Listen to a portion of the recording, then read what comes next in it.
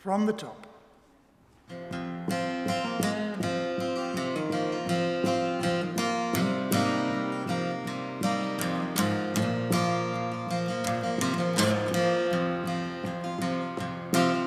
Heritage is the fabric of our country.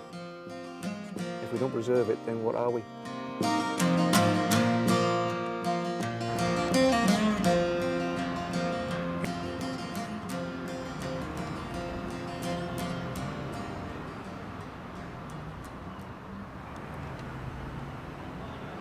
Before the term ASBO was coined, this was an ASBO site.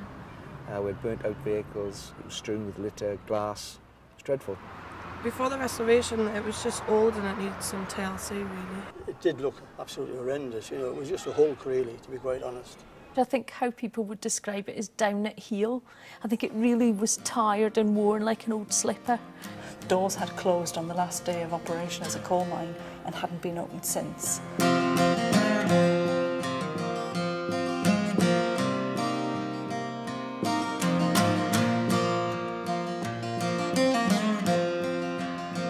In a northern land we call God's country, in the valley wide his works abound, and God on high surveys. The anthology is something that's come about in the last 10 years to record northeastern music or Northumbrian music before it gets lost.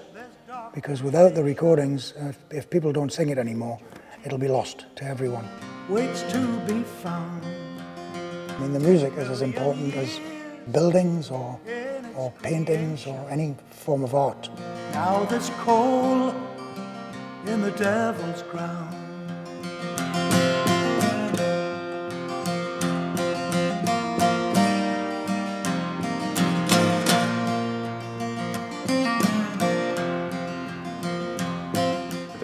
Operated as a working mine up until the early 1980s. It took about 2 years to refurbish some of the old colliery buildings. They were in a very poor state of repair. They're working buildings. They were never meant really to last and to hold visitors. So there was a need to invest in building those buildings up to scratch and create a new Woodhorn.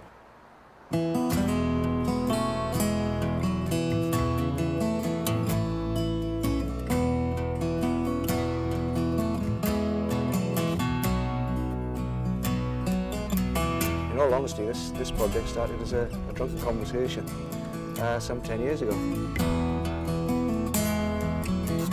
Initially, we formed a volunteer group, and all we were going to do was tidy the site up. So the first composition, we actually handballed that. That took us months and months. At the same time, we had the magazine dug out. It was full of hundreds of tons of bricks. And then, of course, you have the problem of drying the area out, which on the seaside is particularly difficult.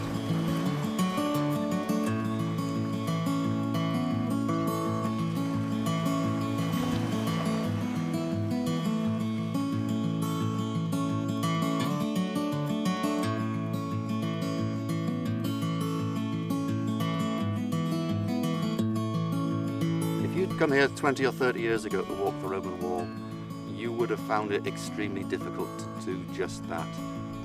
Only very few parts actually had public footpaths. People did invent their own routes, however. People used to walk on top of it.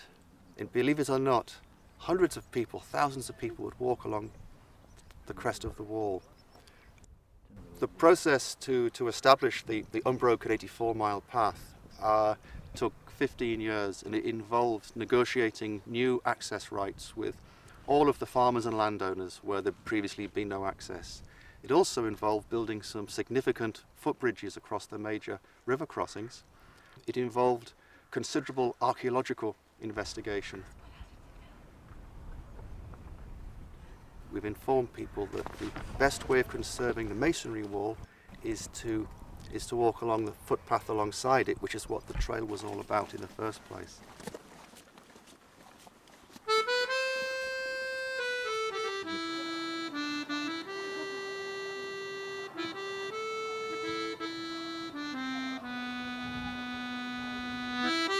It is the last of the Nelson frigates.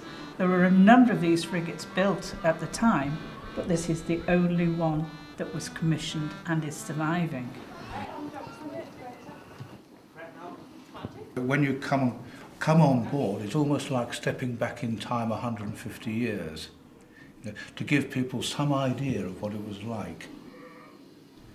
The only way we could find out what needed to be done was in fact to take the ship apart, piece by piece, wasn't it, and do what repairs we could.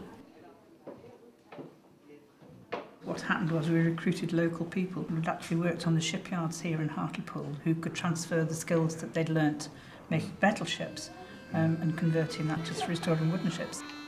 They built a poop deck on the ship which wasn't original. They built the forecastle on which wasn't original. And we spent 9 months cleaning all that lot off. All the cabins down below that weren't original. So we basically stripped it down to its 1817 configuration. And then we started from there on the restoration.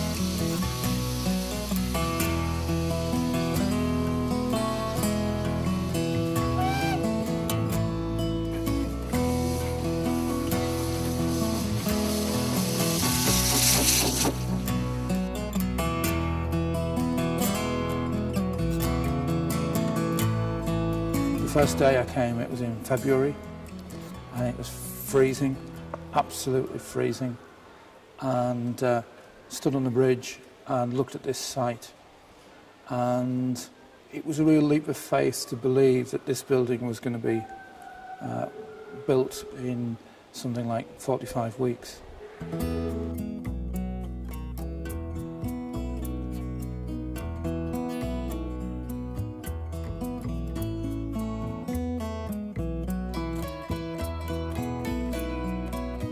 The National Railway Museum has a huge collection of locomotives, and we needed to get them under cover, and the whole process took a little over a year.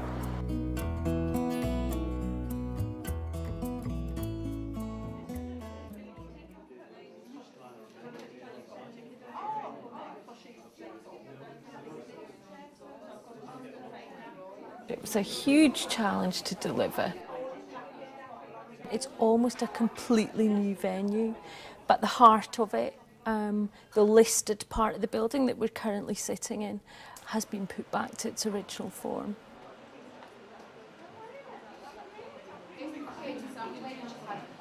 It's brought in huge new audiences, huge numbers of new audiences that have never been before. It's such a busy building. With real multi-use, there's so many aspects to the building that I think makes Tyneside unique.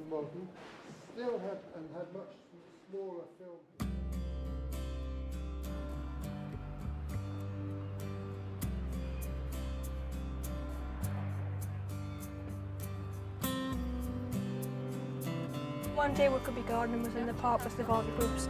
Next day we'll have a school group in, doing daft games in the park at the same time they're learning.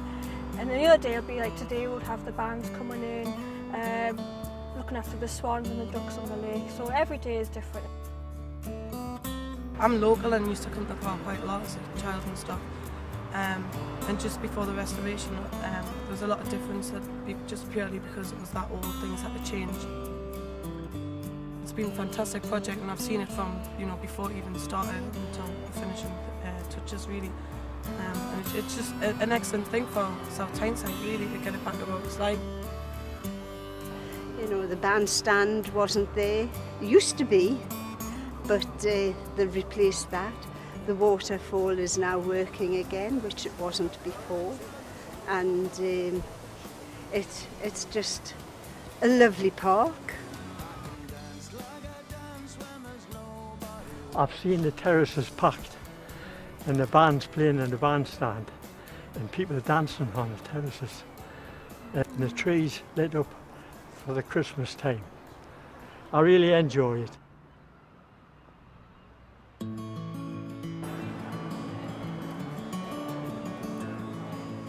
The museum now houses three main collections. It houses the Collection of Antiquity of Northumbria, the collections of the Society of Antiquaries of Newcastle, and the Shefton Museum of Greek and Etruscan Archaeology. So different parts of the building are given over to different collections. We also now have a separate floor just for the library of each of the learned societies. What we've always got to remember is museums aren't for the curators. They're for our visitors, they're for the people of the region. It's all part of our joint collective heritage.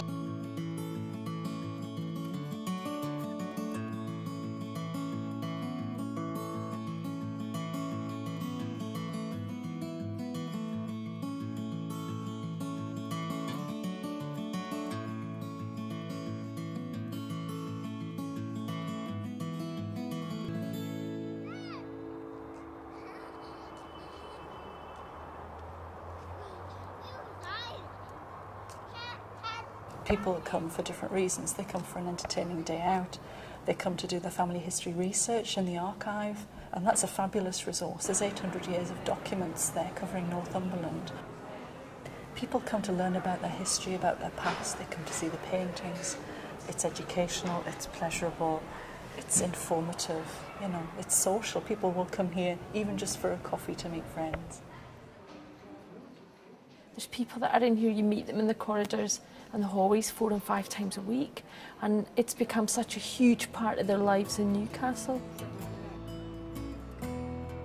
You look around the areas, you can see the differences, and it's been fantastic work, and people do love it.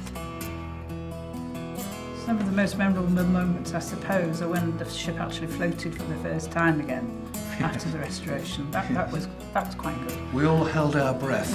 We all held our breath.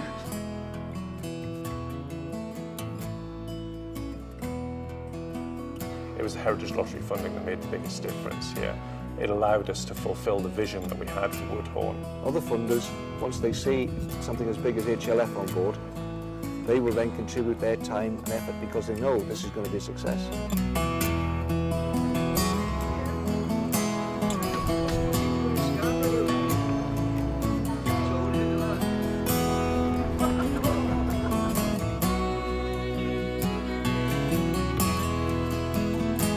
We can learn an awful lot about ourselves today, and we can make better decisions about the future if we just reflect and pay a little bit of respect to where we've come from.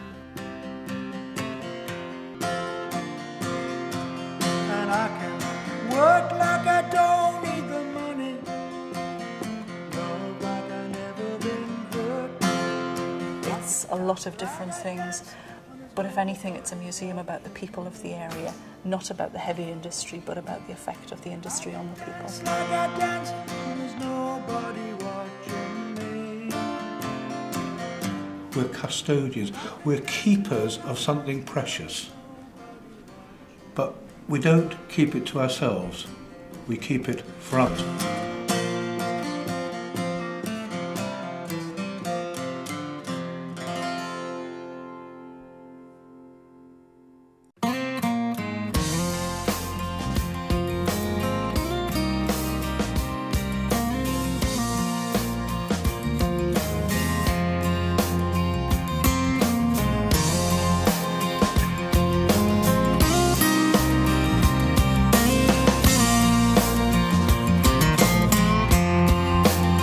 In a northern land we call God's country, in a valley wide his works abound, and God on high surveys his bounty, each glorious sight, each wondrous sound.